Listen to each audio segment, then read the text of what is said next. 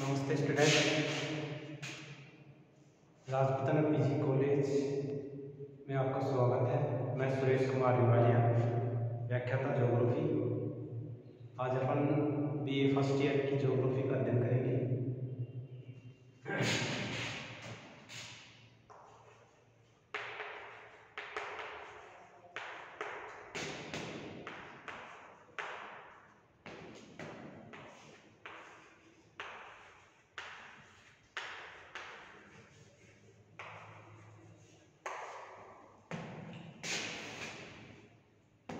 Geography वैसे आपने कक्षा 12 में पढ़ी होगी, 11 में पढ़ी है, लेकिन ज्योग्राफी के बारे में बहुत से विद्यार्थियों को अभी तक भी नहीं पता कि ज्योग्राफी के विषय वस्तु क्या होती है। विषय वस्तु के बारे में आज हम थोड़ा सा इसका परिचय देंगे ज्योग्राफी के बारे में कि ज्योग्राफी का अर्थ क्या होता है, ज्योग्राफी को कितने भागों में विभाजित किया गया है, ज्योग्राफी के पिता कौन है, किसने इनका निर्माण किया है, इन सभी चीज़ों का अध्ययन हम करेंगे। सबसे पहले हम देखेंगे ज्योग्राफी भूगोल का अर्थ।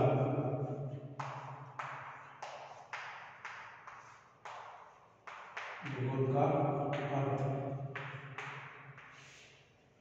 देखिए, भूगोल के बारे में मिस्र में सबसे पहले इसकी जानकारी ली थी। मिस्र के लोगों ने विश्व की खोज का कार्य किया था, और जब विश्व की खोज के कार्य में जब ये लोग गए तो इन्हें प्रकृति के बारे में बहुत सी चीज़ों का ज्ञान हुआ था। ऐसे ही मिस्र के लोगों ने, पुर्तगाल के लोगों ने और भी कई प्राचीन भारत के लोगों ने जब पूरे विश्व का भ्रमण किया तो उसी के आधार पर ज्योग्राफी यानी भूगोल के बारे में उनको जानकारी हुई, प्रकृति के बारे में जानकारी, ब्रह्मांड, इन सभी के बारे में जानकारी। लेकिन बताने वाले जो सबसे पहले थे उनमें ज्योग्राफी का अर्थ बताते हैं। तो ज्योग्राफी जो शब्द है, भूगोल जो शब्द है, वो ग्रीक भाषा के दो शब्दों से मिलकर बना है। ग्रीक भाषा के दो शब्द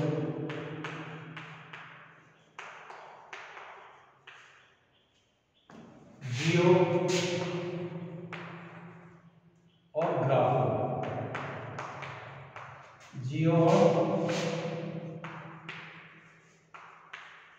ग्राफो से मिलकर बना है। कहने का मतलब यह है कि ग्रीक या लैटिन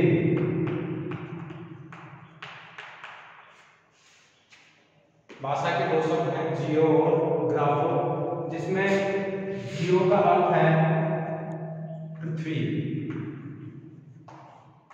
जिसमें जियो का अर्थ है पृथ्वी और ग्राफो का अर्थ है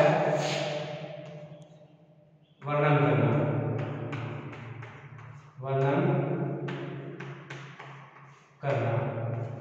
तो इस प्रकार से अपन देखें ज्योग्राफी का जो लैटिन भाषा है, लैटिन भाषा के दो शब्द हैं, एक है जियो और एक है ग्राफो। जियो का अर्थ अपन पृथ्वी और ग्राफो का अर्थ होता है वर्णन करना। इस प्रकार से ज्योग्राफी का शाब्दिक अर्थ हो गया, शाब्दिक अर्थ हो गया पृथ्वी का वर्णन करना, पृथ्वी का वर्णन करना, वर्णन करना। इस प्रकार ज्योग्राफी का शाब्दिक अर्थ हो गया पृथ्वी का वर्णन करना। इस प्रकार से हम ये मानते हैं कि भूगोल शब्द, ज्योग्राफी शब्द है, वो ग्रीक भाषा के दो शब्द जियो और ग्राफो से मिलकर बना है। जियो का पृथ्वी, ग्राफो का अर्थ वर्णन करना होता है। टोटल शाब्दिक अर्थ होता है पृथ्वी का वर्णन करना, पृथ्वी का वर्णन करना। इसी प्रकार से अगर अपन देखें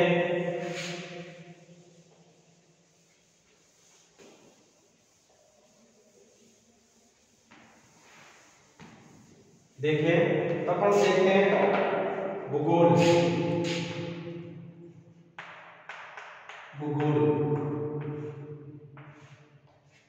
भूगोल के बारे में अगर बातें करें तो भूगोल हिंदी भाषा में अपने मानते हैं गोलाकार पृथ्वी का वर्णन करना। हिंदी भाषा में गोलाकार पृथ्वी का वर्णन करना।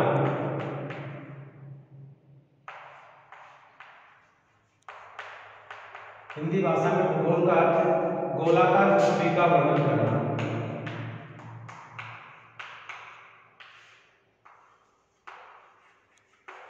गोलाकार पृथ्वी का वर्णन करना।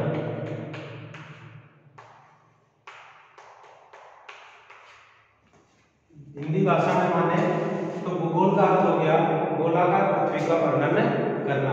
इस प्रकार से गोलाकार पृथ्वी का वर्णन करना मतलब हमारी पूरी पृथ्वी पर पाए जाने वाले प्राकृतिक, जैविक, पर्वत, पठार, मैदान, इन सभी का जो अध्ययन है भूगोल में किया जाता है।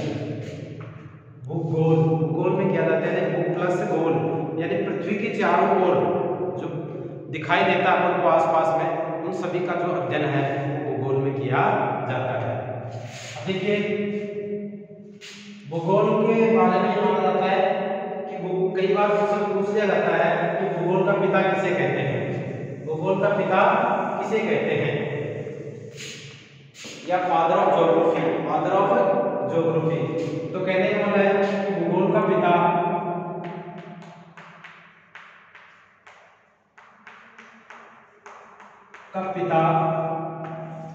भूगोल का जो पिता है वो हिकेटियस को कहते हैं।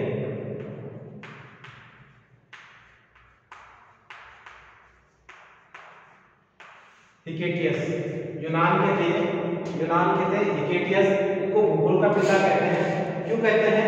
क्योंकि ये ऐसे पहले व्यक्ति थे जिन्होंने भूगोल से संबंधित यानी कि भूगोल के बारे में, प्रकृति के बारे में इन्होंने सबसे पहले जो पुस्तक लिखी थी, उसी पुस्तक के आधार पर हिकेटियस को भूगोल का पिता कहते हैं। हिकेटियस को भूगोल का पिता कहते हैं। इनकी जो पुस्तक थी उसका नाम था जस पीरिडियस।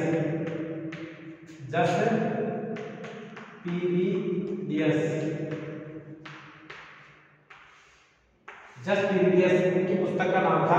इस पुस्तक के आधार पर ही इनको भूगोल का पिता कहते हैं। भूगोल का पिता इनको भी कहते हैं। एक और थे दूसरे भूगोल के पिता इरेस्टोस्थेनीज।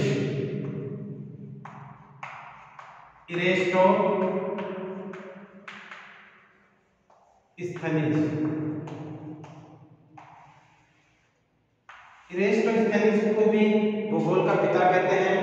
इनको क्यों कहते हैं भूगोल का पिता? क्योंकि ये इरेस्टोस्थेनीज थे, ये भी यूनान के ही भूगोलवेत्ता थे। और इनको क्यों कहते हैं इरेस्टोस्थेनीज को भूगोल का पिता? क्योंकि इरेस्टोस्थेनीज ने ज्योग्राफी शब्द दिया था। ज्योग्राफी शब्द दिया था। इरेस्टोस्थेनीज को भूगोल का पिता इसलिए कहते हैं क्योंकि इन्होंने ज्योग्राफी शब्द दिया था। यानी कि ज्योग्राफी शब्द के बारे में सबसे पहले अगर किसी ने बताया तो वो था इरेस्टोस्थेनीज। इरेस्टोस्थेनीज को इसलिए भी माना जाता है, इरेस्टोस्थेनीज ने यानी कि पृथ्वी की परिधि के बारे में भी बताया था। पृथ्वी की परिधि के बारे में या पृथ्वी की परिधि की जानकारी के बारे में भी इरेस्टोस्थेनीज ने बताया था। परिधि के बारे में अगर हम बात करें तो पोसिडोनियस ने भी बताया था, जिन्हें भूगोल का पिता कहते हैं। जिन्हें क्या कहते हैं? भूगोल का पिता।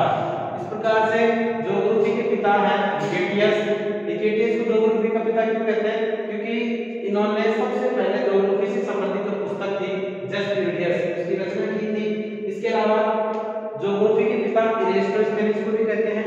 क्यों कहते हैं? क्योंकि इन्होंने ज्योग्राफी शब्द दिया था। इसके अलावा इरेस्टोस्थेनीज ने हमारी पृथ्वी के बारे में, पृथ्वी की परिधि के बारे में बताया था, इसकी परिधि की जानकारी दी थी, इसलिए भी इनको भूगोल का पिता कहते हैं। आगे देखिए, तो अपन पढ़ रहे हैं भूगोल के अर्थ के बारे में, भूगोल के पिता के बारे में। अब देखिए, जब भूगोल की इस प्रकार से जब भूगोल की चर्चाएं पूरे विश्व में होने लगी, भूगोल का विषय क्षेत्र इतना बढ़ गया कि आप मान सकते हैं कि भूगोल के विषय क्षेत्र पढ़ने से तो अकेले भूगोल से काम न चलने की वजह से भूगोल में कई विद्वानों ने अपनी अपनी परिभाषाएं दी। इसी में एक व्यक्ति थे फिंच और ट्रीवार्ता। फिंच और ट्रीवार्ता। फिंच और ट्रीवार्ता ने भूगोल के बारे में बताया कि भूगोल क्या है। तो इन्होंने बताया कि भूतल का विज्ञान है।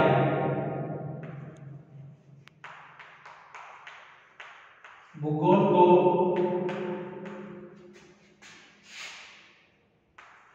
भूतल का विज्ञान कहा। भूगोल को भूतल का विज्ञान कहा। कहने वाला है कि फिंच और ट्रीवार्ता ये भूगोल को क्या कहते हैं? भूगोल को भूतल का विज्ञान कहते हैं। भूतल का विज्ञान कहते हैं। इसी प्रकार से आर्थर होम्स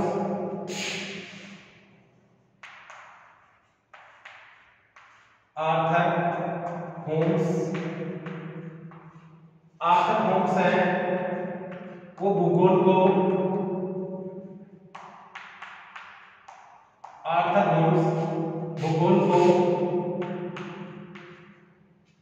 मानव के निवास स्थान का अध्ययन, मानव के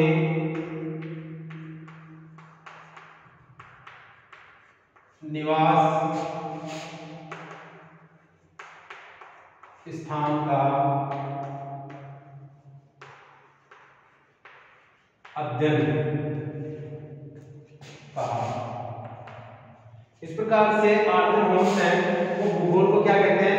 भूगोल को मानव के निवास स्थान का अध्ययन कहा। मानव के निवास स्थान का अध्ययन कहा। मानव के निवास स्थान का अध्ययन कहा। तो कहने का मतलब यह है कि बहुत से भूगोलवेता हुए हैं जो भूगोल की अलग अलग रूप में परिभाषाएं देते हैं। जैसे फिंच और ट्रीवार्ता कहते हैं कि भूगोल भूतल का विज्ञान है। आर्थर होम्स कहते हैं भूगोल को मानव के निवास स्थान का अध्ययन है।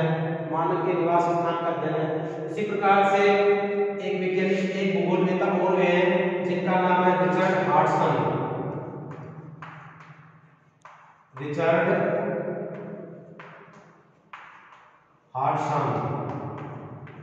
रिचर्ड हार्टसन भूगोल के निवारक कहलाते हैं। भूगोल के निवारक कहलाते हैं। रिचर्ड हार्टसन ने बताया कि भूगोल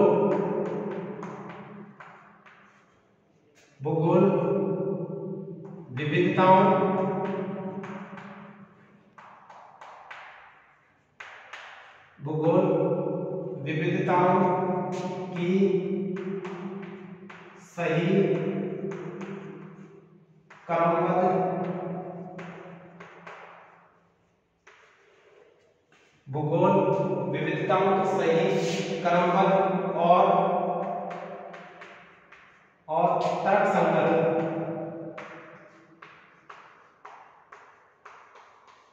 तर्कसंगत व्याख्या एवं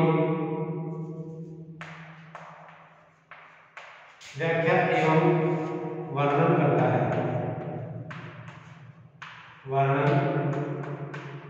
करता है।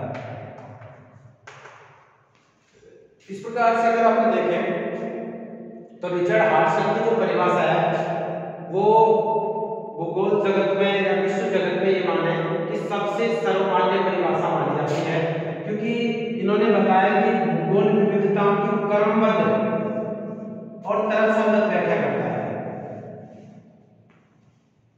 विविधताओं की क्रमबद्ध और तर्कसंगत व्याख्या करता है। तो इस प्रकार से हार्टसन ने भूगोल में एक सर्वमान्य परिभाषा दी और इनकी परिभाषा को सबसे ज्यादा पसंद किया गया क्योंकि इन्होंने भूगोल को एक प्रकार से विज्ञान के रूप में माना है। क्योंकि विज्ञान में जिस प्रकार से हर प्रकार से कोई भी चीज होती है उसको जब तक अपन क्रमबद्ध और तर्क संगत रूप से व्याख्या नहीं कर लेते तब तक उसको अपन स्वीकार नहीं करते हैं। इसी प्रकार से भूगोल में भी हार्टसन ने बताया कि विविधताओं को सही और क्रमबद्ध व्याख्या भूगोल में की जाती है। तो इस प्रकार से विभिन्न विद्वानों ने भूगोल की अलग अलग रूप में परिभाषाएं दी।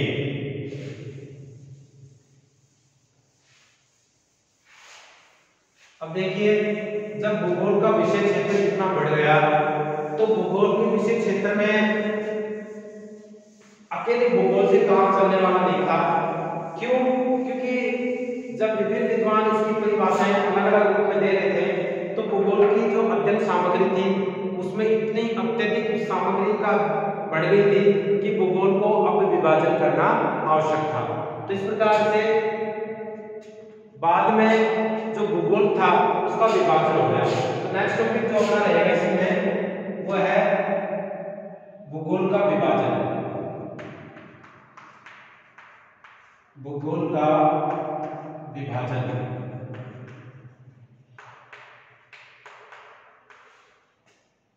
Division of geography.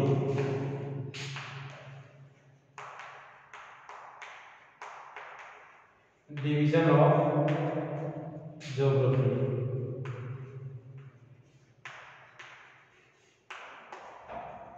Division of geography, यानी कि जब भूगोल का विभाजन हो गया तो भूगोल के विभाजन क्यों हो गया? क्योंकि भूगोल की जो विषय सामग्री थी वो इतनी ज्यादा हो गई थी कि अब भूगोल से अकेले से काम चलने वाला नहीं था। तो कहने का मतलब है कि हार्टसन ने जब सर्वमान्य परिभाषा दी, हार्टसन के द्वारा जब सर्वमान्य परिभाषा दी गई तो भूगोल की एक प्रकार से जो अंतर्द्वंद था वो समाप्त हो गया और भूगोल को विभाजन कर दिया गया। तो भूगोल का विभाजन हुआ तो दो भागों में हुआ। सबसे पहले यानी कि एक था भौतिक भूगोल, भौतिक भूगोल, और दूसरा बना मानव भूगोल। मानव भूगोल की व्याख्या इसलिए की थी क्योंकि मानव जब भूगोल की प्रकृति के अंदर काम करने लगा तो मानव ने बहुत से क्रियाकलाप अपने अंतर्द्वंद के द्वारा किए गए। तो मानव भूगोल, मानव भूगोल में यानी कि मानव के बीच और प्रकृति के बीच जो अंतर संबंध है वो मानव भूगोल के अंतर्गत किया जाता है। इसी प्रकार से भौतिक भूगोल है। भौतिक भूगोल क्या है? प्रकृति का अध्ययन है, यानी कि प्रकृति का जो अध्ययन है वो भौतिक भूगोल में किया जाता है। तो प्रिय विद्यार्थियों, अपन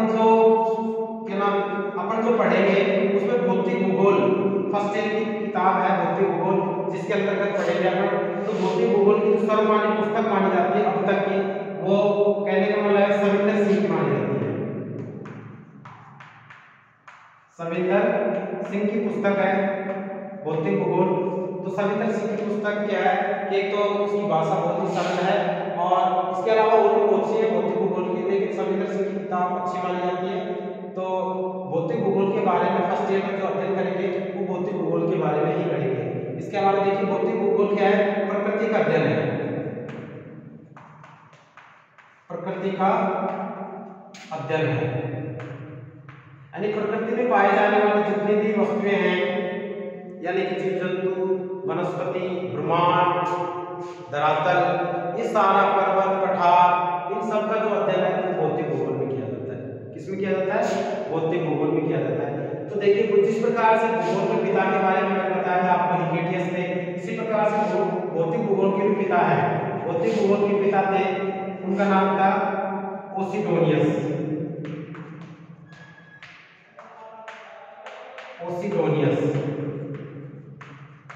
पोसिडोनियस को भूगोल का पिता माना जाता है क्योंकि भौतिक भूगोल के बारे में पोसिडोनियस ने जानकारी दी थी, तो इसलिए भौतिक भूगोल का जो पिता है वो पोसिडोनियस थे।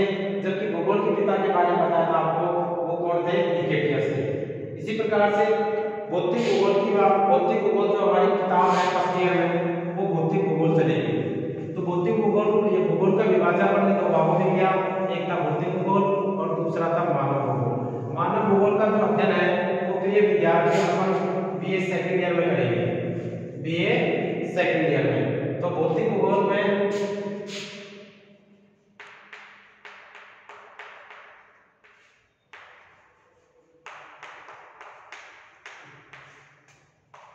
भौतिक भूगोल की अगर विषय वस्तु की बात करें तो मैंने आपको बताया था कि प्रकृति का अध्ययन ही भौतिक भूगोल कहलाता है। लेकिन भौतिक भूगोल में जो सामग्री है, यानी भौतिक भूगोल के अंतर्गत जो विषय सामग्री है,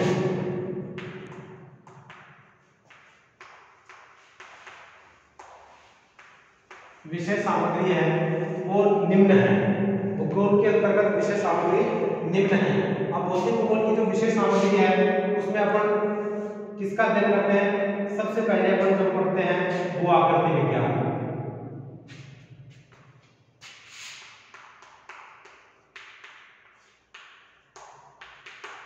विषय सामग्री निम्न है तो सबसे पहले आती है भू आकृति विज्ञान।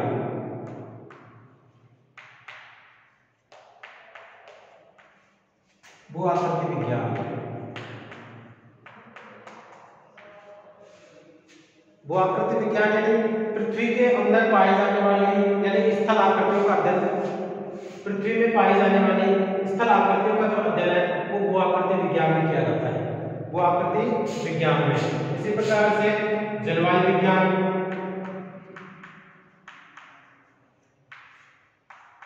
जलवायु विज्ञान, इसी प्रकार से समुद्र विज्ञान, समुद्र या महासागरीय,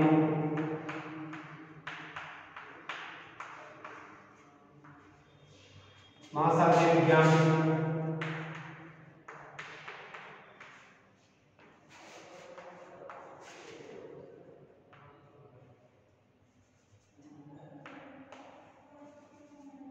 भूविज्ञान,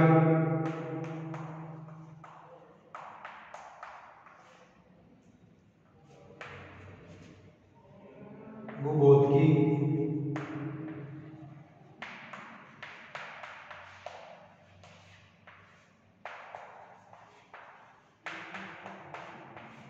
भूगणितीय विज्ञान,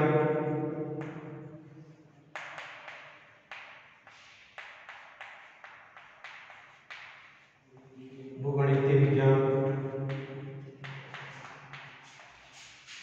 तो कहने वाला है कि भौतिक भूगोल में व्यापक अर्थ में अगर देखें तो भू आकृति विज्ञान, जलवायु विज्ञान, समुद्र विज्ञान, भूविज्ञान, भूविज्ञान या मृदा विज्ञान भी,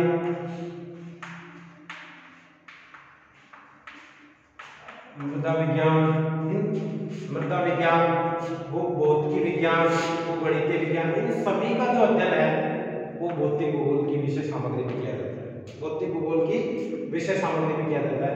तो अपन जब सबसे पहले अपन पढ़ते हैं तो सबसे पहले अपन पढ़ेंगे भू आकृति विज्ञान। भू आकृति विज्ञान,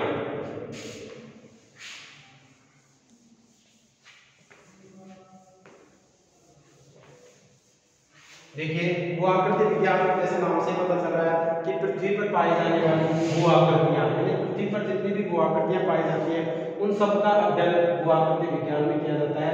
अब भू आकृति विज्ञान में तो अपन 3 भागों में बांट लेते हैं। एक आता है प्रथम श्रेणी के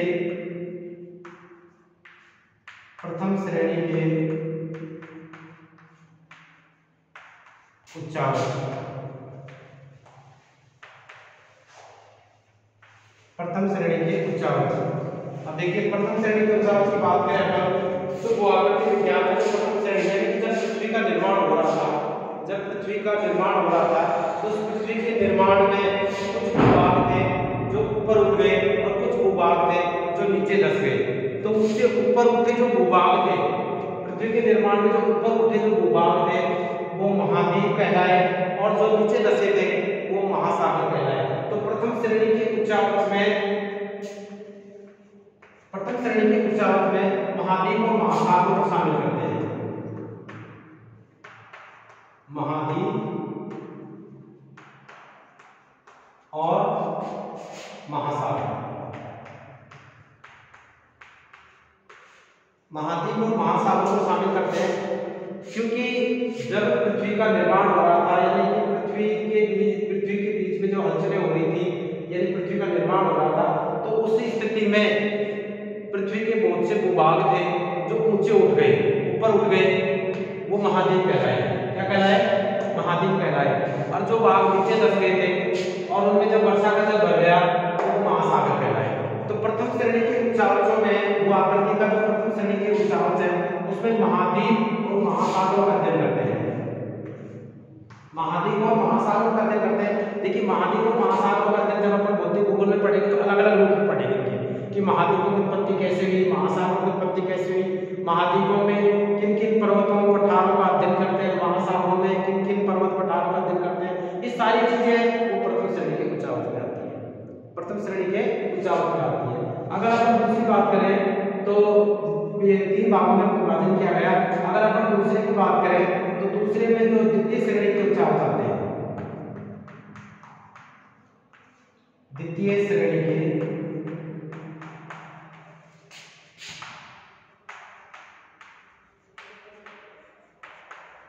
उच्चावच, द्वितीय श्रेणी के उच्चावच क्या होते हैं? द्वितीय श्रेणी के उच्चावच होते हैं महाद्वीप और महासागरों में पृथ्वी की आंतरिक बल के कारण या पृथ्वी की आंतरिक हलचल के कारण, पृथ्वी की आंतरिक हलचल के कारण महाद्वीप और महासागरों से निर्मित स्थल आकृतियां, उन्हें अपन द्वितीय श्रेणी के उच्चावच कहते हैं। तो द्वितीय श्रेणी के उच्चावच होते हैं वे आंतरिक बलों के कारण होते हैं, पृथ्वी के आंतरिक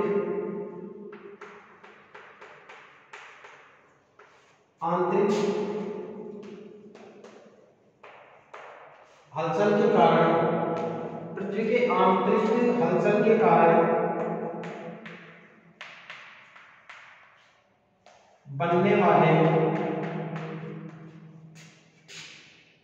बनने वाले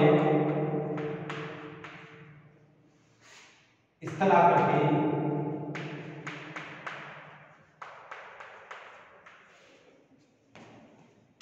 पृथ्वी के आंतरिक हलचल के कारण बनने वाले स्थलाकृति द्वितीय श्रेणी के उच्चावच कहलाते हैं। द्वितीय श्रेणी के उच्चावच कहलाते हैं। द्वितीय श्रेणी के उच्चावच कहलाते हैं।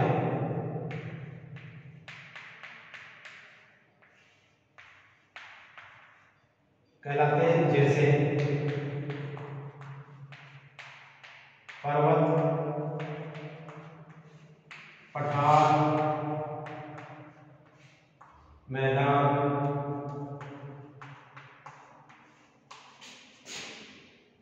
भ्रंश,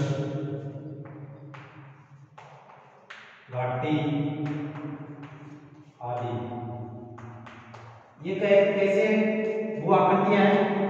द्वितीय श्रेणी के उच्चावच में पृथ्वी की आंतरिक हलचल के कारण, यानी पृथ्वी की आंतरिक हलचलों के कारण जो स्थलाकृतियां बनती हैं वो द्वितीय श्रेणी के उच्चावच कहलाते हैं। इसके अंतर्गत क्या आते हैं? पर्वत आते हैं, पठार आते हैं, मैदान आते हैं, भ्रंश आती है, घाटियां आती हैं। ये सारे द्वितीय श्रेणी के उच्चावच होते हैं और इन सभी का अध्ययन किसमें कर रहे हैं अपन? भू-आकृति विज्ञान में। इन सभी का अध्ययन किसमें कर रहे हैं? भू-आकृति विज्ञान में। तो कहने वाला है कि प्रथम श्रेणी के उच्चावच में महाद्वीप और महासागरों का अध्ययन किया था। द्वितीय श्रेणी के उच्चावच में अपन आंतरिक हलचल के कारण बनने वाली स्थलाकृतियां, पर्वत, पठार, मैदान, इनका अध्ययन करते हैं। एक भू-आकृति को एक और भागों में तीसरे भाग है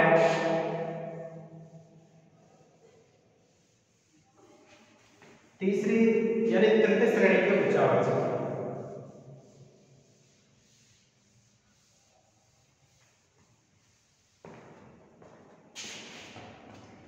भू-आकृति विज्ञान का तीसरा टॉपिक तीसरा है मतलब तृतीय श्रेणी के उच्चावच।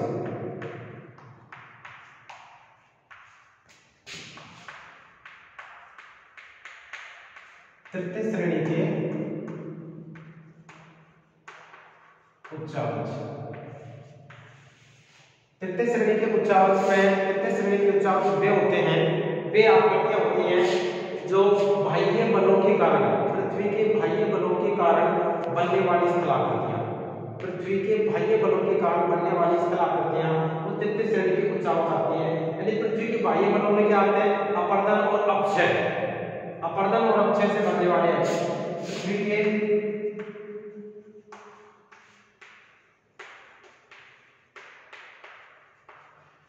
बाह्य बलों के कारण, पृथ्वी के बाह्य बलों के कारण, बाह्य बलों के कारण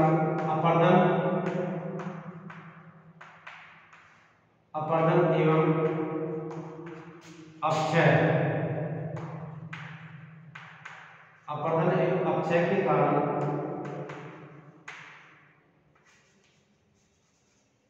पृथ्वी के बाह्य बलों के कारण अपरदन एवं अपक्षय के कारण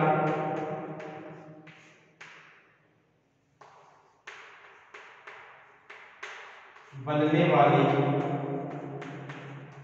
स्थलाकृति,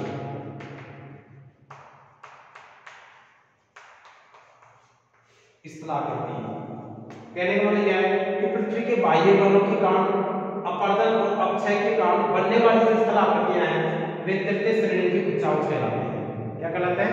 तृतीय। अब बाह्य बलों में हम पढ़ते हैं बाह्य बल, इसके अंतर्गत जैसे बाह्य बल, जैसे बाह्य बलों में नदी के द्वारा अपरदन आकृतियां, नदी, हिमनद,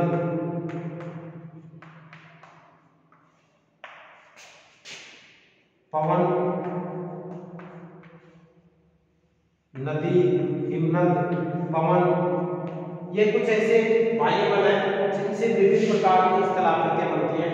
जैसे नदी के द्वारा डेल्टा का निर्माण होना, नदी के द्वारा विसर्ग का निर्माण होना, पवन के द्वारा इस प्रकार से छत्रक का निर्माण होना, ये सारी जो चीजें हैं इसके द्वारा वो आकृति यानी कि भूगोलिकी के अंतर्गत जो अपन हिमनद के अंतर्गत पड़ने वाली जो स्थलाकृतियां उनका अध्ययन करना, ये सारा यानी कि नदी के द्वारा बनने वाली स्थलाकृतियां, हिमनद के द्वारा बनने वाली स्थलाकृतियां, पवन के द्वारा बनने वाली स्थलाकृतियां, वो सारी की सारी जो आकृतियां हैं वो तृतीय श्रेणी के उच्चावच में शामिल की जाती हैं। तृतीय श्रेणी के उच्चावच में शामिल की जाती है। इस प्रकार से भौतिक भूगोल की विषय सामग्री में सबसे पहले अपन ने भू आकृति विज्ञान को पढ़ा। भू आकृति विज्ञान में 3 श्रेणियां थी। एक थी प्रथम श्रेणी के उच्चावच, दूसरा था द्वितीय श्रेणी के उच्चावच, तीसरा था तृतीय श्रेणी के उच्चावच। प्रथम श्रेणी के उच्चावच में आपने महाद्वीप और महासागर को देखा। द्वितीय श्रेणी के उच्चावच में पृथ्वी की आंतरिक हलचल के कारण, पृथ्वी के आंतरिक बलों के कारण बनने वाली स्थलाकृतियों के बारे में पढ़ा, जिसमें पर्वत थे, पठार थे, मैदान थे। और तृतीय श्रेणी के अंतर्गत अपन पढ़ते हैं कि बाह्य बलों के कारण नदी, हिमनद और पवन आदि के द्वारा जो बनने वाली स्थलाकृतियां हैं वो तृतीय श्रेणी के उच्चावच में आती हैं। इस प्रकार से भू-आकृति विज्ञान को 3 भागों में अध्ययन करके पढ़ते हैं। इसी प्रकार से दूसरा जो दूसरी जो आकृति आती है वह है जलवायु विज्ञान। जलवायु विज्ञान, देखिए दूसरा है जलवायु विज्ञान। जलवायु विज्ञान, जलवायु विज्ञान में देखिए जलवायु विज्ञान यानी कि पूरे विश्व की जलवायु का अध्ययन जलवायु विज्ञान में किया जाता है। जलवायु विज्ञान में किया जाता है तो जलवायु विज्ञान में अपन संपूर्ण पृथ्वी की जलवायु का अध्ययन करते हैं। इसके बारे में विभिन्न वैज्ञानिकों ने, विभिन्न भूगोलवेताओं ने विभिन्न विश्व की जलवायु के बारे में बताया है। जैसे ट्रीवार्ता थे, इसी प्रकार से ट्रीवार्ता थे, आर्थर थे, ये क्या थे? जलवायु विज्ञान के बारे में जानकारी देने वाले थे। तो कहने वाला है कि पूरे विश्व की जलवायु का जो अध्ययन किया जाता है वो जलवायु विज्ञान में किया जाता है। जलवायु विज्ञान में किया जाता है यानी जलवायु क्या होती है कि किसी क्षेत्र या किसी स्थान की औसत दीर्घकालीन औसत दशाओं को जलवायु कहते हैं। दीर्घकालीन औसत दशाओं को जलवायु कहते हैं। तो कहने वाला है कि जलवायु विज्ञान का अध्ययन किया जाता है, इसमें विभिन्न प्रकार की जलवायु का अध्ययन किया जाता है। तीसरा आता है महासागरीय विज्ञान। महासागरीय विज्ञान, महासागरीय विज्ञान में पढ़ते हैं महासागरों के बारे में। महासागरों में जैसे महासागरों की जल की लवणता के बारे में, महासागरों में पाए जाने वाले जीव जंतुओं के बारे में, महासागरों में पाए जाने वाले खनिजों के बारे में, इन सब का जो अध्ययन है वो महासागरीय विज्ञान में किया जाता है। लवणता, ज्वार भाटा, ये सारी जो चीजें हैं वे महासागरीय चौथा आता है जैव विज्ञान। जैव विज्ञान, जैव विज्ञान को दो भागों में बांट दिया गया। एक था प्राणी विज्ञान, प्राणी विज्ञान, और दूसरा था वनस्पति विज्ञान। दूसरा था वनस्पति विज्ञान। तो देखिए जैव विज्ञान में यानी कि दो भागों में बांट दिया गया। प्राणी विज्ञान यानी कि प्राणियों के बारे में जो अध्ययन किया जाता है प्राणी विज्ञान में किया जाता है। वनस्पति में क्या था, पेड़ पौधे, जीव, पेड़ पौधों का अध्ययन वो वनस्पति विज्ञान में किया जाता है। पांचवा जो टॉपिक आता है वो आता है भूगणितीय विज्ञान। भूगणितीय विज्ञान,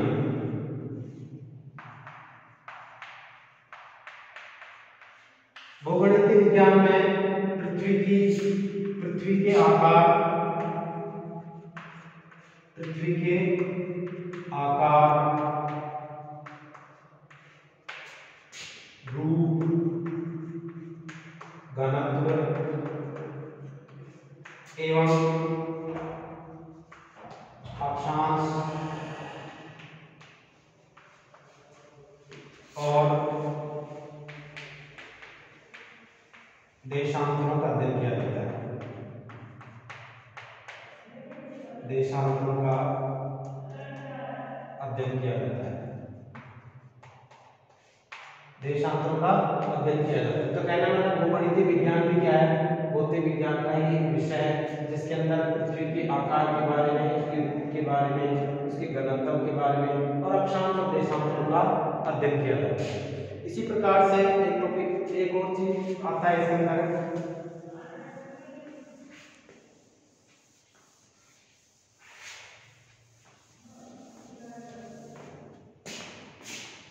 भूभौतिक विज्ञान। छठा जो है वो है भूभौतिक विज्ञान।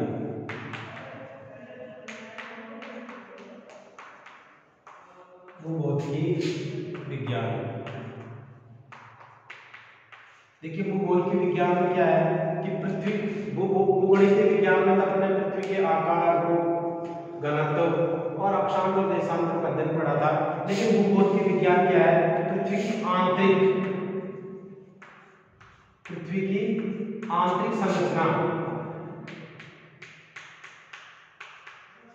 पृथ्वी की आंतरिक संरचना का अध्ययन करता है। आंतरिक संरचना में जैसे भूकंप की लहरें, भूकंप की लहरों का अध्ययन करते हैं। तो भूगोल के विज्ञान में पृथ्वी की आंतरिक संरचना और भूकंप की लहरों का अध्ययन किया जाता है।